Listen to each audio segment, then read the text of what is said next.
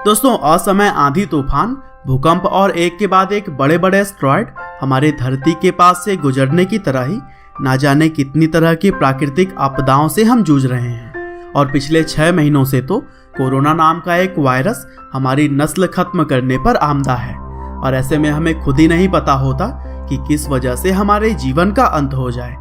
लेकिन दोस्तों, दुख वाली बात तो यह है कि इतने सारे परेशानियों को झेलने के बाद भी बहुत सारे लोगों के पाप अभी भी कम नहीं हो रहे, क्योंकि इंसानों ने ही कहीं जंगल जलाए तो कहीं पहाड़ तोड़े। और इसी तरह से इस बार तो ऐसा घिनौना काम कुछ लोगों ने किया है जिसकी सजा तो उनको मिलनी ही चाहिए। अब दोस्तों, अक्सर होता क्या है कि हाथियों के तबाही मचा देने की खबरें अक्सर हम सभी के सामने तो आती ही रहती हैं, लेकिन वास्तव में हाथी कभी भी ऐसे दर्दनाक हादसों को अंजाम नहीं देते हैं।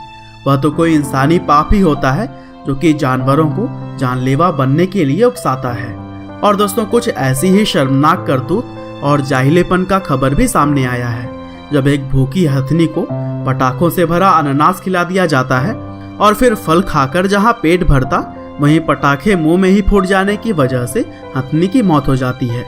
हालांकि दोस्तों, यह घटना इंसानों को और भी शर्मसार तब कर देता है जब यह बात सामने आती है कि हथनी के साथ साथ उसके गर्भ में पल रहे बच्चे की भी जान चली गई है। दरअसल यह घटना है उत्तरी केरल के मलप्पुरम जिले की, जहां पर एक मादा हाथी खाने की तलाश में भटकते हुए जंगल के पास के एक गांव में आ जाती है और फिर कई दिनों तक वह भूखे पेट गांव के आसपास ही घूमती रही।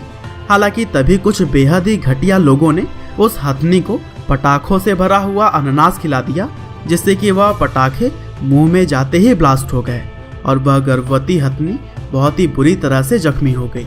हालांकि वह अपने बच्चे के लिए अभी भी जिंदगी जीने का प्रयास कर रही थी, लेकिन अगले 3 दिनों तक वह कुछ भी खा नहीं पाई। हालांकि इस समय वह पास के गांव को अपने गुस्से से तबाह तो कर सकती थी, लेकिन ऐसा उसने बिल्कुल भी नहीं किया, बल्कि वह पूरी तरह से शांत थी। और जब उसके जख्म कम नहीं हो रहे थे तब वह हथनी वेलियार नदी में अपना मुंह डालकर खड़ी हो गई, क्योंकि उसे लगने लगा कि शायद ठंडे पानी से ही उसके घाव को राहत मिलेगा।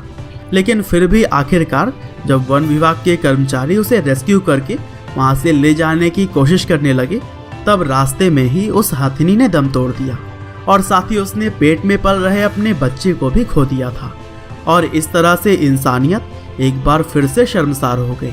हालांकि दोस्तों, हम इंसानों को यह बहुत ही जल्दी समझना होगा कि प्रकृति को नुकसान पहुंचाकर हम कभी भी सुखी नहीं रह सकते हैं। और प्रकृति अगर हमसे बदला लेने पे आ गई ना, तो फिर हमारा क्या होगा इसका अंदाजा हम और आप बिल्कुल भी नहीं लगा सकते।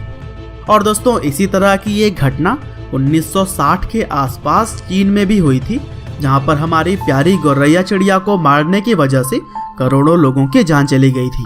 और अगर इस घटना को आप भी जानना चाहते हैं तो डिस्क्रिप्शन में दिए गए लिंक से जाकर उस वीडियो को भी देख सकते हैं।